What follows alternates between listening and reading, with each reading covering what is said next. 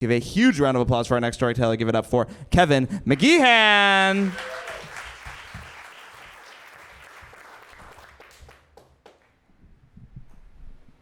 Many years ago, my then girlfriend decided she was going to pursue her PhD, so we moved to a college town where I didn't know anyone. To be perfectly candid with you, I have difficulty making new male friends as an adult, and one of the things I wanted while I was there was just to make a guy friend that I could relate to. But then, my girlfriend and I met the McAllisters. And the McAllisters lived across the street from us. They were a married couple, a husband and wife that were around our age, and they became our go-to couples friends. So whenever we would go out to movies or dinners, we would always jokingly refer to it as date night. And it was really great, and we had such a fun dynamic. Except for one thing. He hugged me way too much. Whenever the four of us got together, which was often, the first thing he would do, without fail, was embrace me hard, like we hadn't seen each other in years, and he would have walked through fire for that hug. Now, the thing that stood out most about it to me was that no other combination of people hugged.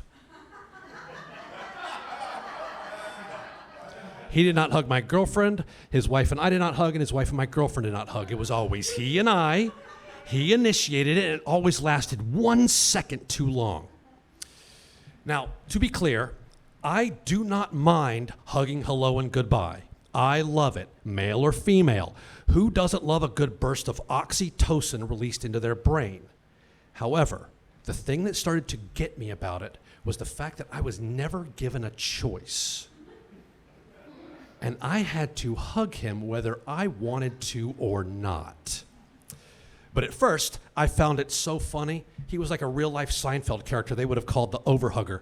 And I tried these different tactics to see if I could get him to stop hugging me. Like I tried the handshake, and he would just knock it out of the way and hug me. I tried the pivot, and he would just hug me from the side. And one time I was on the phone, I had the, I'm on the phone, give me a minute finger, and then he waited patiently, and when I was done, he hugged me. Now, over the months, it started to grate on me and become a little annoying. However, I did not say anything about it for two reasons. One, I did not want to mess up the fun group dynamic that we had. And two, I used to have an insatiable need to be liked by everyone 24 hours a day, so that I would actively avoid confrontation. Until that one night, where the four of us all went to go see the George Clooney movie Leatherheads. My girlfriend and I arrive early, and we get seats in the middle of an empty row. The McAllisters arrived just before showtime, and they whispered to each other at the end of the row, presumably about who they were going to sit next to. Then they start to walk down the row towards us. Now, the following takes place in 15 seconds. Mrs. McAllister wanted to sit next to my girlfriend, so I half stood and turned to allow her to pass, and before I even realized it, I am hugged so hard from the side that I'm knocked off balance and pulled so close that I could feel the heat of his breath on my neck and a graze of a lip on my ear as he whispered, "I've been looking forward to date night."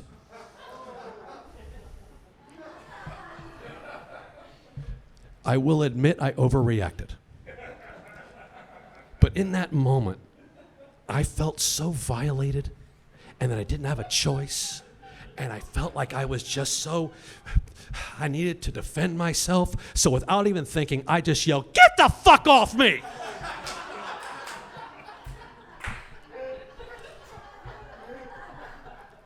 Things got uncomfortable.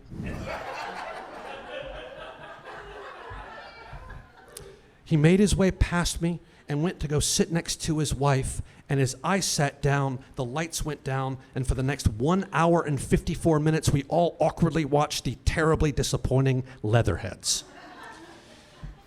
Later that night, because I could no longer actively avoid this confrontation, he and I had to discuss this.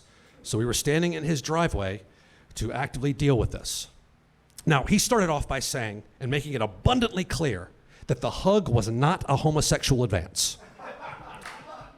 I made it clear that I did not think it was, nor would I care if it were, and even if it was, he was going about it all wrong.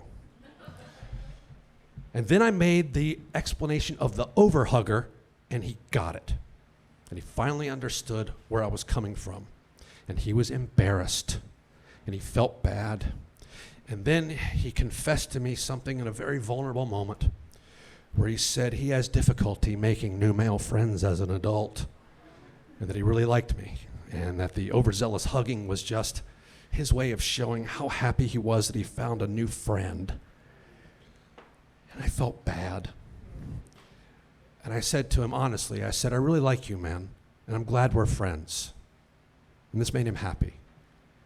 And as we stood there in that driveway, two men, reconciled, relating to each other on a deeper level, there was nothing else we could do in that moment but hug. But this time, it was mutual. Thank you very much.